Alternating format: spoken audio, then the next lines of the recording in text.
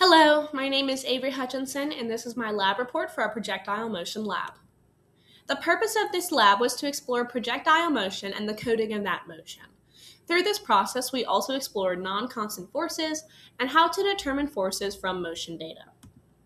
Generally speaking, the models that I ended up creating matched most closely with the data at the start of the experiment, which makes sense because my initial conditions did come from the start of the data. Later on, particularly on the upward motion of the ball, I found that the drag coefficient was too large, as the force downward and to the left of the ball were too strong. The two most fundamental things that I used in my coding were the relationship between force and position. Newton's second law describes the relationship between force and change in momentum, which I have listed in the first equation.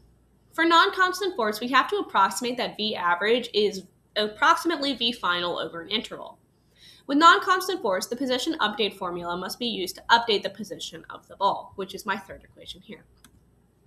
The two forces acting on my ball were gravity and drag. Gravity is a constant downward force defined by the equation that I have listed. Drag is a non-constant force that is opposite to the motion of the object. I will go into how I calculated B in the next slide. My data was position data. By taking the difference in position over time, I can calculate the average velocity during those time intervals. So I calculated the average velocity of the first two time intervals. From those points, I can calculate the change in velocity over another time interval between the 2 points that I did, and I can calculate the average acceleration between those 2 points. Using the mass of the object, I can then calculate the total force, as Newton's second law is F equals ma. Total force is equal to grav and drag force.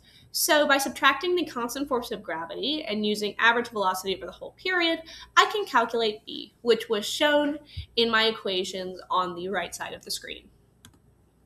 For simplifying calculation, I assumed that the only forces acting on the object were drag and gravity, and that they acted on the center of mass of the object, which I assumed to be the center of the ball.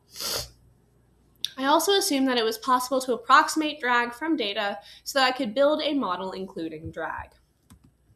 My system was the ball, and its surroundings were the air, earth, and ground. Here is a motion video. These were the initial conditions that I either gathered or calculated from my data in order to build my computer program. All of this data was gathered using the tracker program, or calculated using that data. Here is my code, and on the bottom right of the screen, you can see the code's visual output. Here is the graph of the motion in the vertical direction. The real data is in red, the model without drag is in green, and the model with drag is blue. As you can see, the models overestimate the downward force on the ball. Here is the graph of the motion in the horizontal direction. The color coding of the models is the same. The model with gravity only overestimates the real motion, while the one including drag underestimates it. The initial motion of the balls in all data sets is relatively similar. However, the force of drag appears to be overestimated, as the motion with drag is always underestimating real motion. However, the motion of the downward path of all models is relatively similar in concavity, indicating that their acceleration in the vertical direction and the force in that time may be similar, as the second order of derivative of position is acceleration, which is proportional to the force.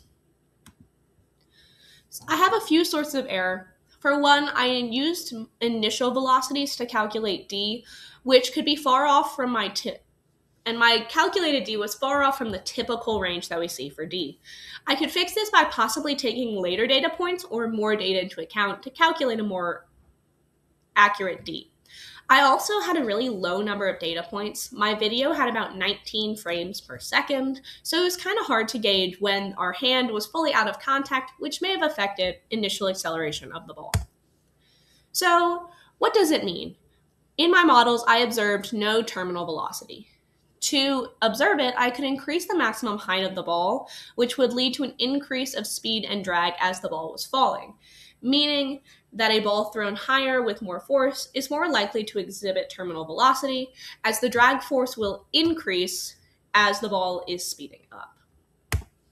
What if? It will take longer for a ball thrown only in the y direction to reach the ground, as I calculated on the right side. If the initial speed is all in the y direction, then it will take longer for the ball to reach the ground. Thank you.